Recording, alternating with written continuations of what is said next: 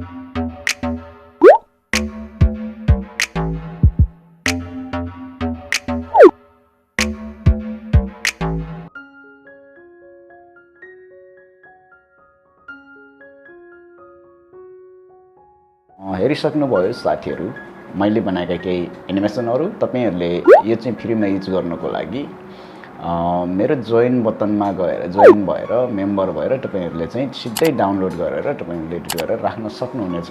11-12 ता मैले यहाँ देखाएको छु। यो मध्ये तपाईलाई कुनै पनि मन पर्यो भने तपाईहरुले चाहिँ डाउनलोड गरेर आफ्नो भिडियोमा लगाउन सक्नुहुन्छ। यो भन्दा अगाडि मैले कसरी बनाउने भन्ने बारेमा पनि एउटा छोटो भिडियो बनाएको छु, त्यो भिडियोलाई गएर हेर्नु होला। मैले डिस्क्रिप्सनमा पनि त्यो दिनेछु, नभए माथि आई बटनमा पनि मैले तपाईको भिडियोलाई राखिदिने छु कसरी बनाउने भन्ने बारेमा मैले छोटो डिटेल्स दिएको छु। त्यो पनि काइन मास्टर र पिक्सल ल्याबको थ्रुबाट तपाईले सजिलैसँग आफ्नो भिडियोहरुको लागि एनिमेसन बनाउन सक्नुहुनेछ है त।